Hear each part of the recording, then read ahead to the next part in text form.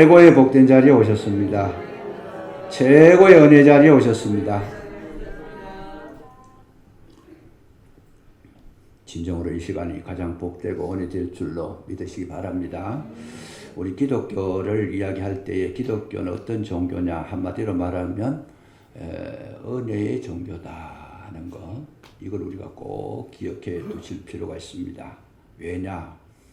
철저하게 기독교는 출발에서부터 마칠 때까지 하나님의 은혜에서 시작해서 하나님의 은혜 속에서 진행이 되고 하나님의 은혜 가운데에서 마무리가 되는 것을 우리가 볼 수가 있습니다. 그래서 하나님 앞에서 생명을 얻고 승리한 자들을 표현할 때에 성경은 뭐라고 표현하느냐? 은혜에 있는 자라고 표현을 합니다.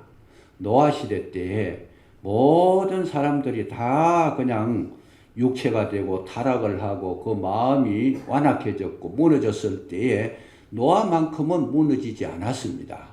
그랬을 때에 성경은 뭐라고 증언하느냐 하면 노아는 하나님께 은혜를 입었더라. 그 한마디밖에 없어요. 노아가 진정으로 하나님의 뜻대로 말씀대로 살았던 그 근거가 뭐냐? 은혜를 받았다는 거예요. 성모 마리아가 예수님의 어머니가 되신 것은 성경은 뭐라고 말씀하시느냐면 딱 한마디입니다. 마리아, 은혜를 받은 여인이여 평강할지어다.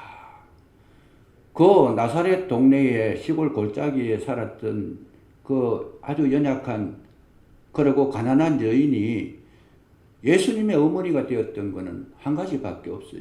은혜를 입었다는 겁니다. 바울이 말할 때 바울이 대사도가 된 것은 바울이 뭐라고 고해요? 나의 나 된 것은 하나님의 은혜로라. 그래서 이 성경을 가만히 읽어보면 모든 것이 은혜에서 출발되어졌다라고 하는 것을 우리에게 명백하게 말씀해 주시고 있더라는 것이죠. 저와 여러분이 구원받은 것이 뭡니까? 은혜를 받아서 구원받게 된 줄로 믿으시기 바랍니다. 예수를 잘 믿었다. 내가 신앙생활을 잘한다. 왜 그랬을까? 은혜를 받았으니까 잘하는 것이라는 거죠. 은혜가 떨어지면 신앙생활 잘할 수가 없습니다. 은혜를 받았으니까. 저분은 열심히 참 교회에 봉사하고 열심히 전도하고 열심히 참 그렇게 믿음으로 산다. 왜요? 은혜를 많이 받았다는 거죠. 그러니까 오늘 우리에게 있어서 최고의 중요한 것, 이 5월의 가정의 달에 우리가 가장 사모해야 될 것이 뭐냐? 하나님의 은혜인 줄로 믿으시기 바랍니다.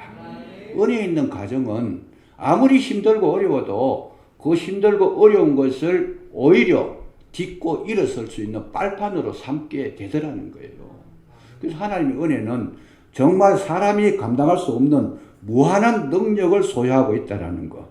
사람도 은혜 있는 사람들은 보면 항상 모든 것을 아름답게 생각하고 긍정적으로 생각하고 정말 하나님의 사람이 갖춰야 될 기본적인 자질을 갖추게 되더라. 뭐가? 은혜가 그렇게 만들어 주더라는 거예요.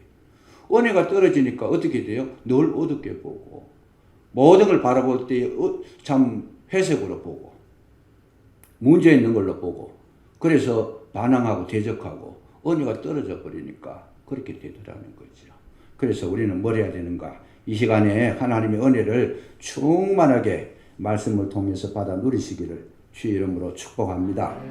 축복합니다. 은혜 있으면 뭐 없는 자도 있게 되고 가난한 자도 부하게 되고 약한 자도 강건하게 된다는 거예요. 아무리 문제가 커도 은혜 있는 자는 문제를 뛰어넘을 수 있는 놀라운 능력의 소유자가 된다는 것을 성경은 우리에게 가르쳐 주시고 있습니다. 문제가 되는 것은 은혜가 없어서 문제가 되는 것이지 은혜 있는 분들에게는 그 문제가 오히려 자기에게 유익하게 이 풍랑 인연하여 더 빨리 갑니다. 파도가 치니까 파도 때문에 배가 못 가는 것이 아니고 파도가 치니까 파도 치는 그 힘을 받아서 더 빨리 가더라는 것. 그래서 이거를 하나님께서 우리에게 보여주셨는데 모든 세계적인 민족들 가운데에 잘 사는 나라의 특징이 뭐냐? 하나님의 은혜가 임하게 된 줄로 믿으시기 바랍니다. 저들이 열심히 노력하고 일해서 된 것도 있겠지만은 열심히 일하고 노력하는 것도 은혜 있는 사람들이 가능한 겁니다. 왜? 성령이 임하시면 우리 속에 뭘 주시느냐? 열심을 주신다는 거지요. 그래서 마귀가 임하면 어떤 특징이 나오느냐? 게으르다는 겁니다. 마귀가 임하면 모든 것이 그냥 아이고 하기 싫다, 하면 뭐하냐, 해봐도 소용없다, 이런 생각을 자꾸 가지게 해가지고 아무 일도 못하게 그냥 묶어놔 버립니다. 교회 가가지고 예배 드리면 뭐하냐, 말씀 들으면 뭐하냐, 이런 생각을 가지면 문제를 해결할 수가 없어요. 그런데 성령이 임하시면 말씀을 들어도 열심히 듣고 찬송 한 장을 불러도 있는 힘을 다해서 부르게 되고 기도를 해도 전심전력하게 된다는 거죠.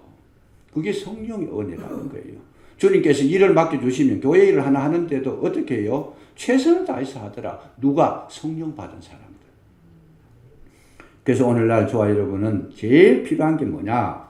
하나님의 은혜로 말미암아 우리 심령이 새로워졌을 때, 하나님의 거룩한 능력이 우리 속에 임했을 때 우리에게 있어서 모든 세상의 삶은 저와 여러분의 에너지가 되고 빨판이 되고 기초가 되고, 여러분 그런 어려움까지도 우리에게는 감사의 조건이 될 줄로 믿으시기 바랍니다.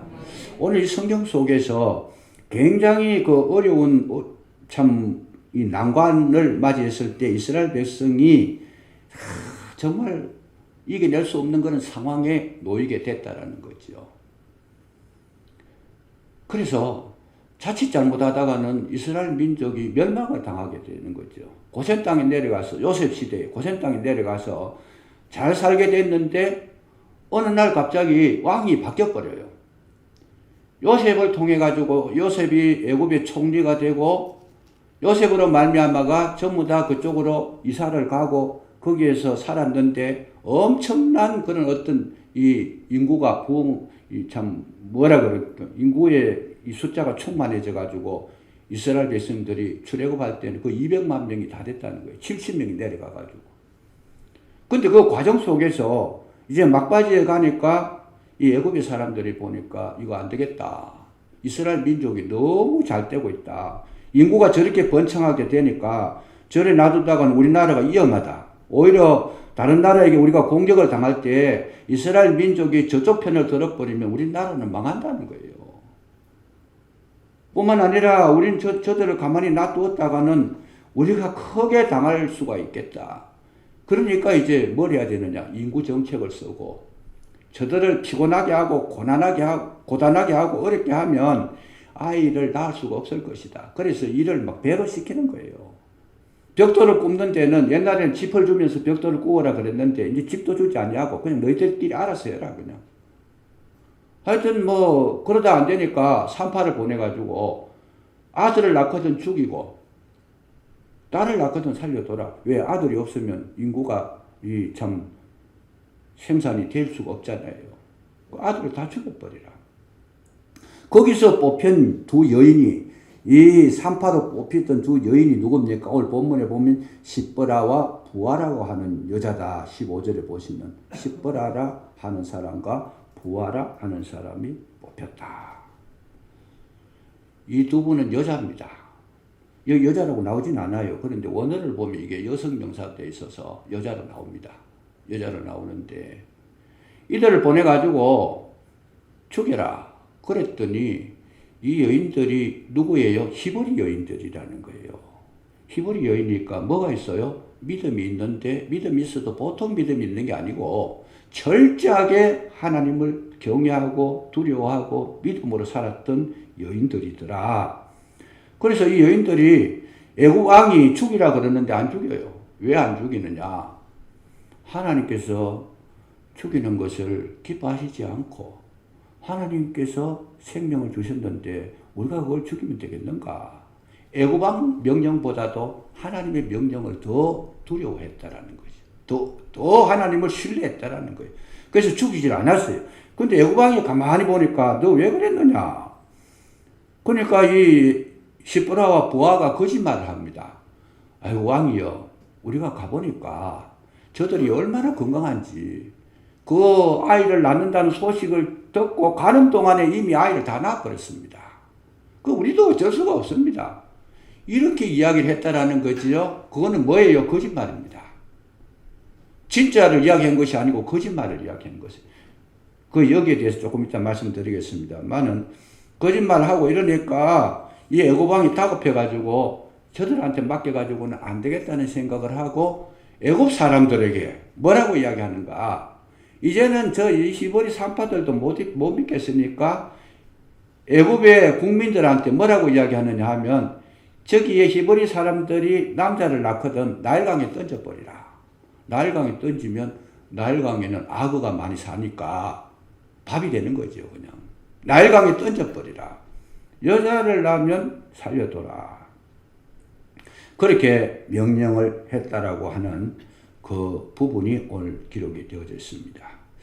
자, 이렇게 놓고 봤을 때 이 본문의 속에서 시브라와 부아라고 하는 이 여인이 어떻게 이스라엘 민족을 살렸는가?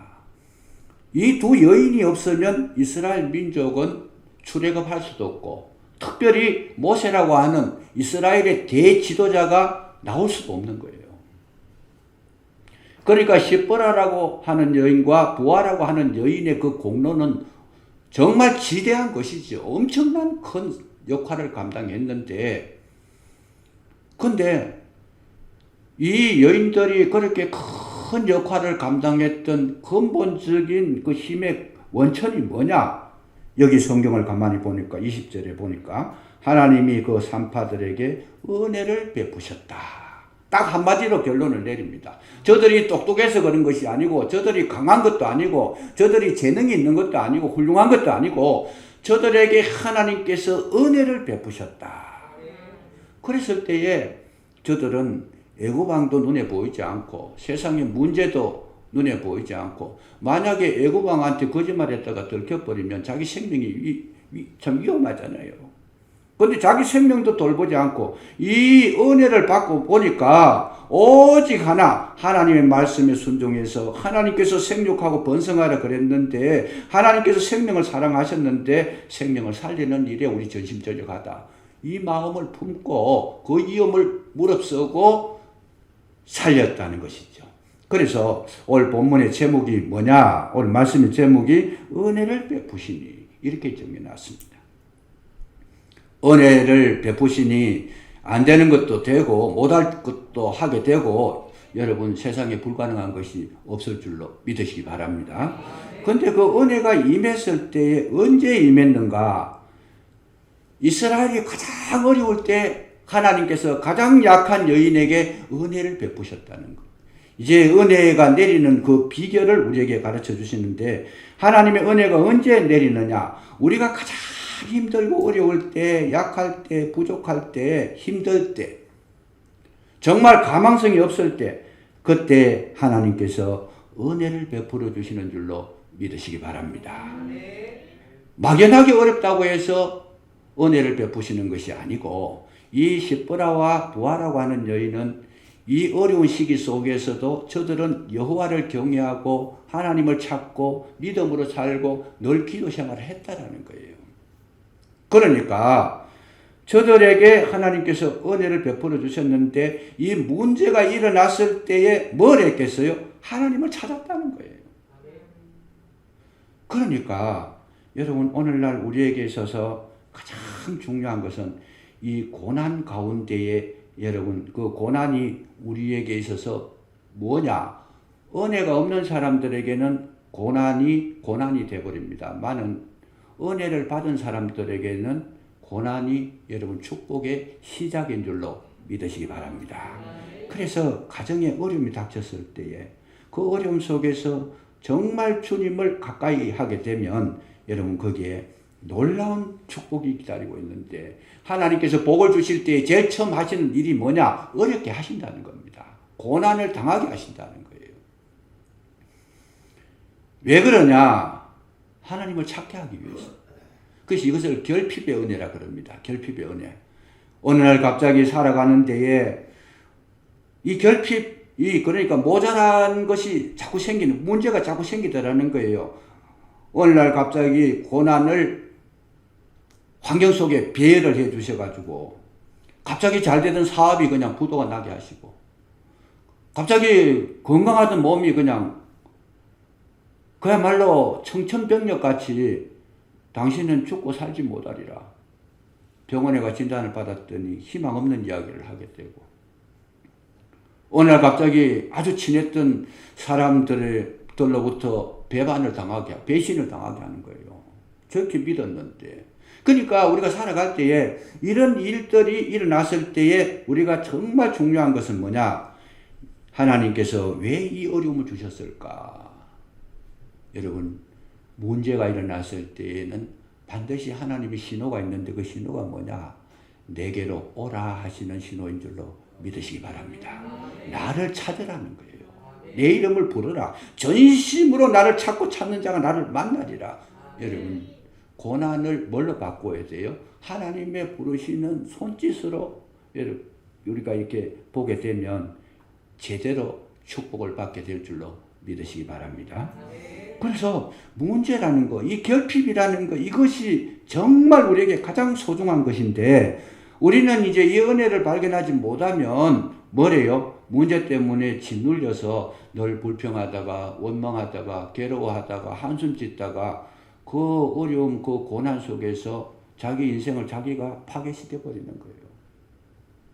저 사람이 왜 배반했을까? 마음에 상처가 되고 멍이 들어가지고 잠도 안 오고 스트레스 받아가지고 밥맛도 없고 그러다가 그 인생이 그야말로 영육간에 바짝 말라버리는데 그때 뭘 생각해야 돼요? 하나님께서 나를 지금 이제 엎드리고 기도하라 주의 이름을 부르라고 하는 소리다 생각이 들게 되고 그 마음 가지고 어떻게 해요? 곧바로 막 그냥 주님의 교회에 올라오시든지 아니면 개인적인 독방에 들어가시든지 나 이제 세상 아무것도 믿을 사람도 없고 바라볼 사람도 없으니까 오직 주님만 바라봅니다. 그렇게 마음속에 다짐하면서 주의 이름을 부르게 되면 주님께서 응답해 주실 줄로 믿으시기 바랍니다. 그거 이상도 이하도 아니에요. 간단한 거예요. 오늘날 우리가 하나님께서 복을 주시려고 그렇게 많은 손짓을 했지만은 우리는 자꾸 외면하는 거예요. 하나님은 수시로 우리를 부르셨어요. 수시로 어렵게 하셨어요. 그런데 우리는 뭘 하기 위해서 문제가 일어나면 문제 그것만 생각하고 있어요. 저 사람이 배반했다. 배반한 거 그것만 괘씸하게 생각하고 아프게 생각하고 있다라는 거예요. 우리에게 병이 들었다. 그럼 병 났는데 그러면 99% 신경을 거기다만 쓰고 있어요. 우리가 이 사업이 안 된다. 이 가정이 어렵다. 경제가 문제가 생겼다. 그러면 그 경제 그거 해결하려고 거기에 밤낮으로 그냥 오늘 성경 말씀대로 이 시편의 말씀대로 여호와께서 집을 지키지 아니하시면 세우는 자의 수고가 헛된 거예요. 일찍 일어나고 늦게 누우며 수고의 떡을 먹음이 헛되었다. 여호와께서 성을 지키지 아니하시면 파수꾼의 경성함이 허사로다. 여러분, 주님 앞에 나오시면 그 문제를 내가 해결하는 것이 아니고 주님께서 은혜로 해결하실 줄로 믿으시기 바랍니다. 이거 하려고 주님께서 고난을 주신 거다. 하나님의 자녀들을 아프게 하고 넘어뜨리고 무너지게 해서 괴롭게 하려고 하나님 문제 주신 그런 하나님은 아니시다라는 거예요. 왜? 하나님은 사랑이시기 때문에. 절대로 우리에게 상처 주려고 주신 하나님은 아니시다라는 것을 확실하게 받아들이시고 믿으시기를 주의 이름으로 축복합니다. 그러면 그게 아니라면 우리는 바꿔야 되지, 마음을. 왜? 하나님 나의 좋은 거 주시려고 하신 것이다. 이것이 우리에게 있어서 그런 생각을 가지는 것 자체가 축복이라는 거예요. 그래서 이 고난 가운데 하나님은 은혜를 베푸시는데, 여러분 이 성경을 우리가 창세기를 했지만은 거기에 야곱의 아내 레아가 첫 여인이잖아요. 레아라는데 이 레아를 가만히 읽어보면 레아는 사랑을 받지 못했다. 그렇게 기록을 하고 있습니다. 그 사랑을 받지 못했다는 것을 원어적으로 해석하면 인물이 너무 못났다. 사람들에게 인식이 되지 않는다. 이런 뜻으로 해석을 합니다. 그 얼마나 인물이 못났으면 시집을 못 보낸 거예요. 아무도 데려가려고 생각지도 안 했어요. 그랬을 때 레아가 뭘 했겠는가? 그는 신앙적으로 살았다는 게 하나님을 찾았다는 거예요. 하나님 나를 왜 이렇게 만들어가지고 시집도 못 가고 사람들이 나만 보면 앞에서 만나면 딴 길로 가버리고 보기 싫어가지고 그만큼 못났다는 걸 그렇게 표현한 거예요. 사람에게 사랑을 받지 못했다는 거예요. 정말 그거는 원망거리죠. 여자분들이 축복이 뭐예요? 이모 잘난 그 축복이에요. 그것도 하나의 축복이죠. 근데 레아는 이게 없어가지고 너무 괴로웠는데 정말 레아는 인물이 못난 것 때문에 좌절하고 실망하고 실패한 것이 아니고 그는 하나님을 찾았다는 거예요. 그걸 어떻게 아느냐? 성경에 기록도 안 듣는 거 목사님 마음대로 이야기해도 됩니까? 마음대로 이야기하는 게 아닙니다. 근거가 있어요. 어떻게 근거가 있어요? 여기에 첫 아들을 낳았는데 첫 아들을 낳기 전에 시집 못 갈 것 같지만은 하나님께서 은혜를 베풀어 주시니까 라헬 여동생을 사랑했던 야곱에게 라헬이 들어갈 자리에 아버지 라반이 자기를 집어넣었다는 거죠. 지금 풀어나가시는 거예요. 하나님께서 도저히 불가능할 것 같은데 하나님께서는 기묘한 방법으로 아니 첫날에 그 사람을 바꿔 넣어버린 이런 것이 어디 있겠어요. 그게. 근데 그렇게 했다라는 거예요. 그렇게 해가지고 이제 풀려나가는 거지요. 풀려나가는데 그런데 레아가 무슨 기도를 얼마나 많이 했을까? 첫 아들을 낳았는데 르우벤이라는 거예요. 르우벤의 해석이 뭐냐? 나의 괴로움을 하나님께서 돌보셨다. 여러분 레아가 얼마나 괴로웠어요. 괴로웠는데도 그가 뭐라고 고백하고 있어요? 하나님께서 내 괴로움을 아셨다라고 고백을 하고 있습니다. 이건 뭐냐? 여러분 하나님 중심으로 그가 살았다는 그런 고백인 줄로 믿으시기 바랍니다. 사람은 내가 못나가지고 멀지하고 멀리하고 나를 무시했지만은 하나님께서 나를 돌보셔서 이렇게 참 떡두꺼비 같은 아들을 낳게 하셨다. 이거는 뭐예요? 늘 하나님의 은혜를 사모하고 있었다라고 그 첫 아들을 놓고 첫 고백이 뭐예요? 하나님께 감사의 고백을 했다라는 거예요. 뿐만 아니라 둘째를 낳았는데 둘째 이름이 시몬입니다. 시몬은 무슨 뜻입니까? 내가 사랑받지 못함을 하나님께서 들으셨다. 자기 사랑받지 못하는 것을 하나님께서 아신다는 거예요. 지금 이 레아라고 하는 여인이 인간적으로는 굉장히 부족한 게 많았지만은 그가 그 부족한 것을 뭘로 해결해요? 하나님께 나와가지고 기도하면서 믿음으로 그 은혜를 구하는 데서부터 레아의 문제가 해결이 됐다라는 것을 성경은 우리에게 가르쳐주고 있었다는 거예요. 그래서 하나님은 우리에게 이 어려움을 주시고 나를 못나게 하시고 나를 정말 다른 사람보다 부족하게 하신 것 자체까지라도 주님 앞에 올라오시면 그것이 축복의 근거가 될 줄로 믿으시기 바랍니다.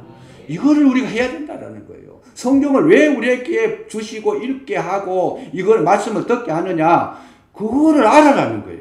정말 길이 어디 있는 거를 성경 속에서 찾아 발견하고 정말 문제의 열쇠가 담겨 있으니까 그걸 찾아서 열어라는 거예요. 여러분 베드로에게 뭐라고 말씀하십니까?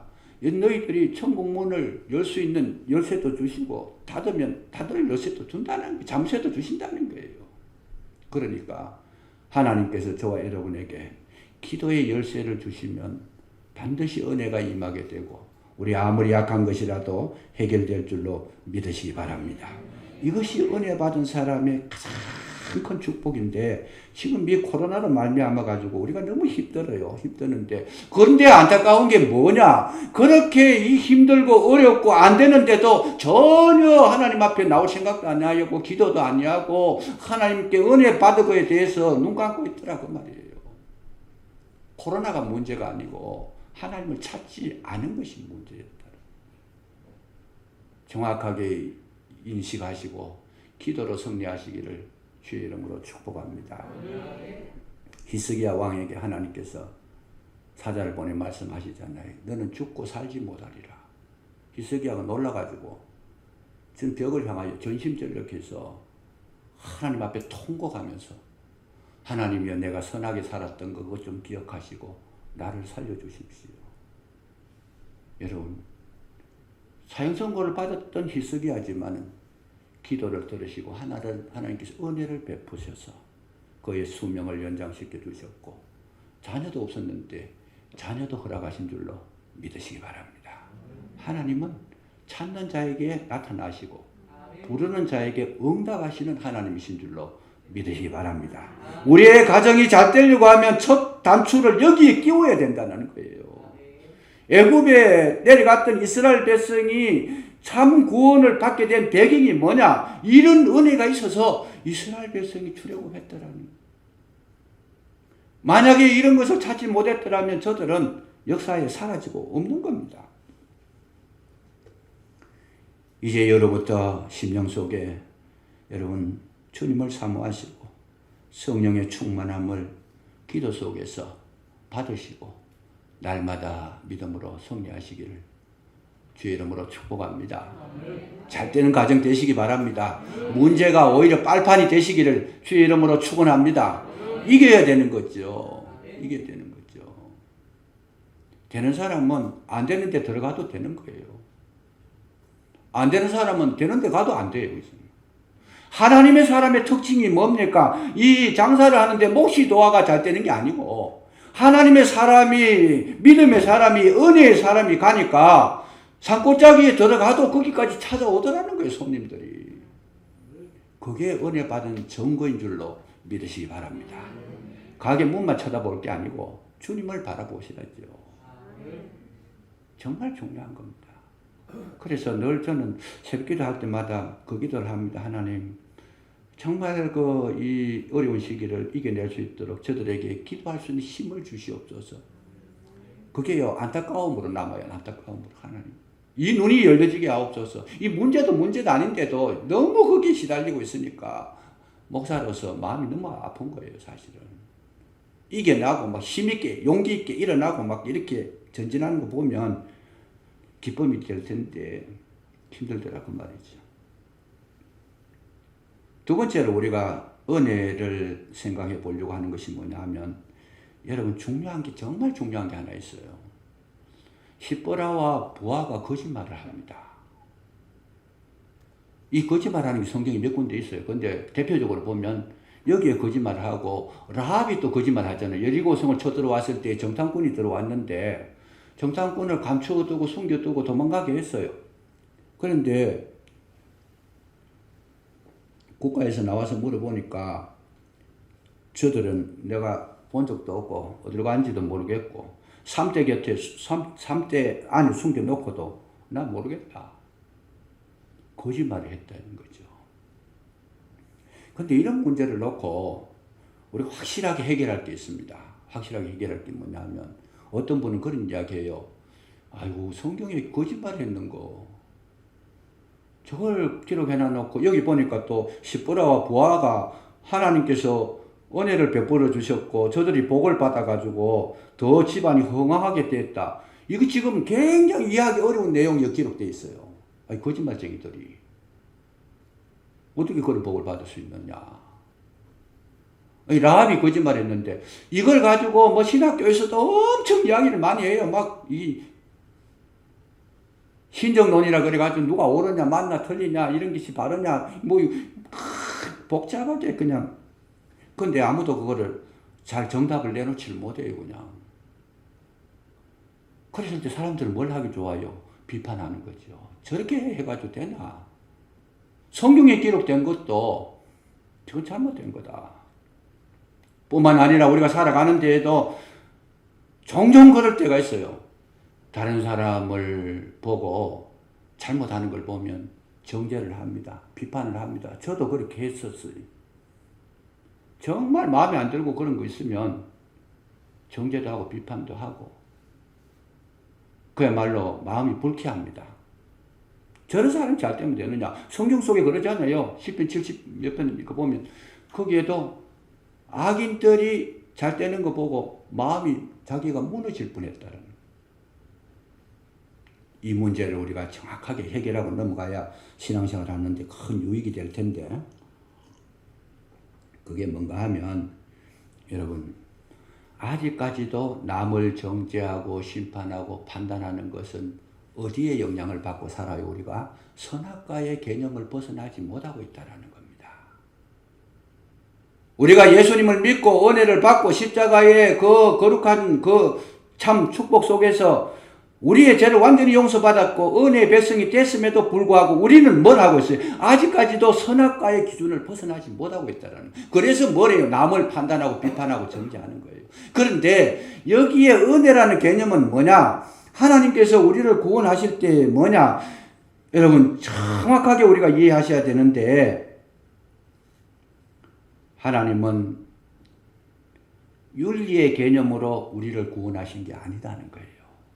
잘하고 못하고 참 정직하고 거짓말이고 이런 걸 기준으로 해서 우리를 구원하신 게 아니라는 겁니다.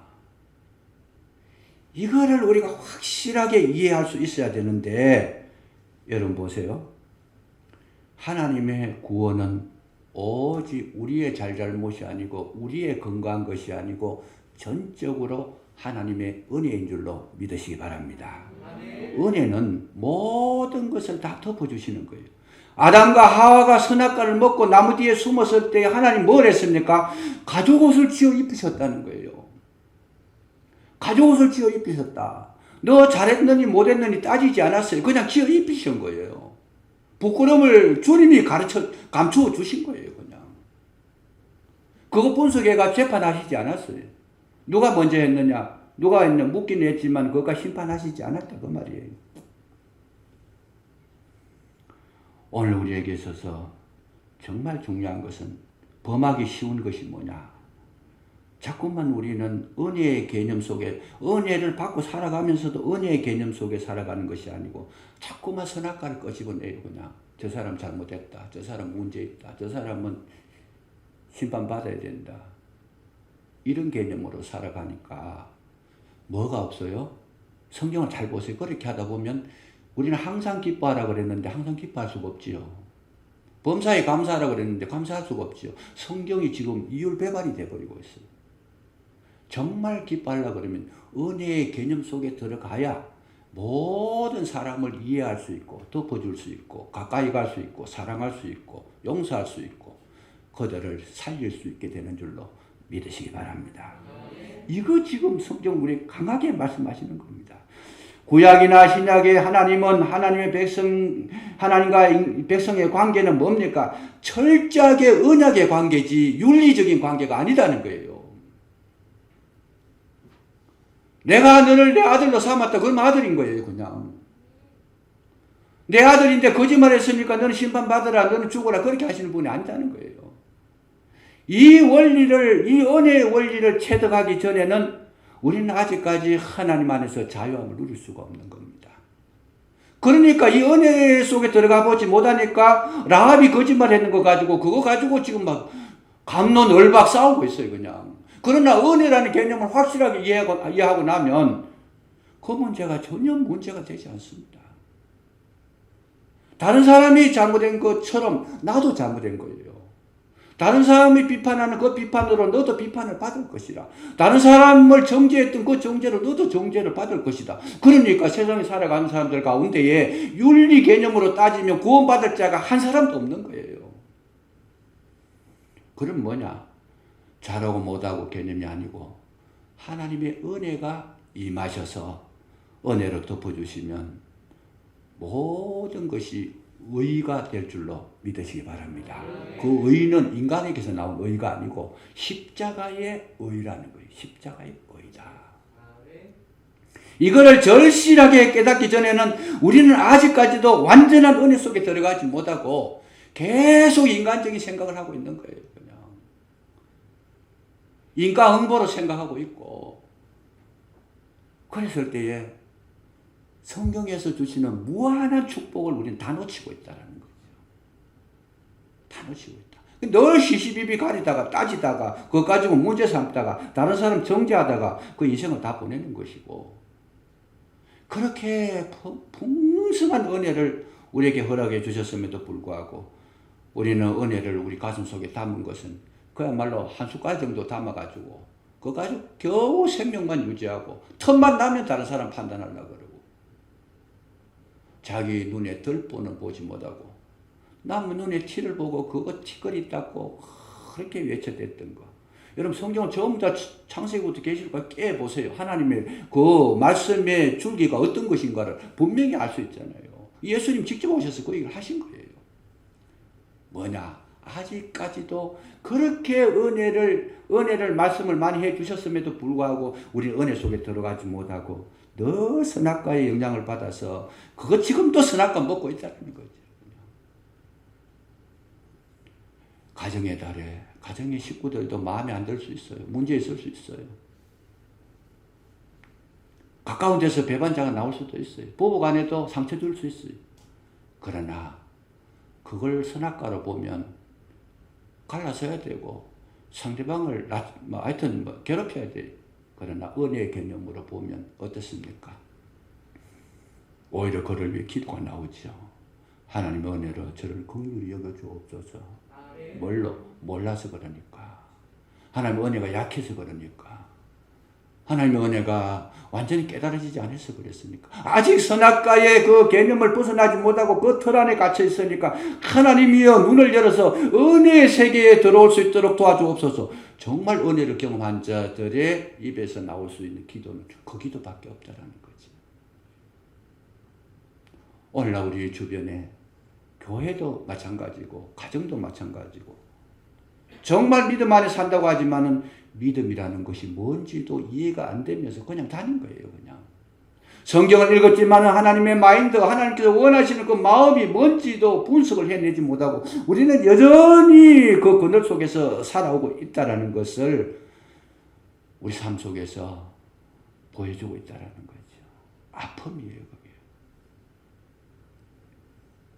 그럼 우리 아무렇게나 살아도 되느냐?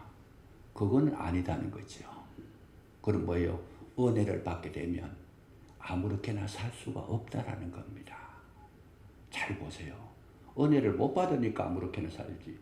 진짜 하나님의 은혜를 경험한 자들은 뭐만 있어요?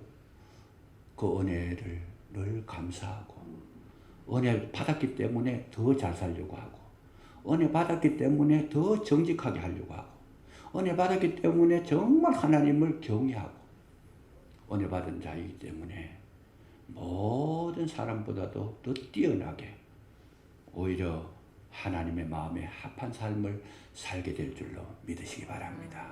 이게 진리였어요. 이게 진리였어요.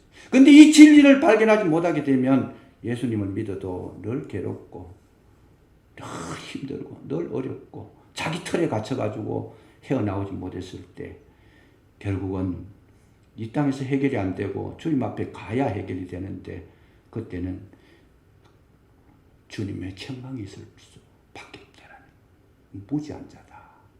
그래서 5월의 가정의 달에 여러분 은혜가 임하시기를 가정 속에 충만한 하나님의 은혜가 넘치는 가정 되셔서 사랑이 있고 서로 함께하고 은혜가 있는 복된 가정을 이루시기를 주의 이름으로 축복합니다. 기도하겠습니다. 아버지 하나님 감사합니다. 진정으로 주의 복음 예수 그리스도의 진리 그 은혜를 깨닫기를 원하오니 함께하여 주옵소서. 성령께서 임재하셔서 은혜의 날개 아래 은혜의 그늘 아래 들어갈 수 있도록 도와주시기를 간절히 기도하고 원하오며 5월의 가정의 달에 행복한 가정들이 되고 항상 기뻐하는 가정들이 되고 범사에 감사하는 가정이 되며 쉬지 않고 기도하는 축복이 있게 해 주옵소서. 예수님 이름으로 감사기도 드리옵나이다. 아멘.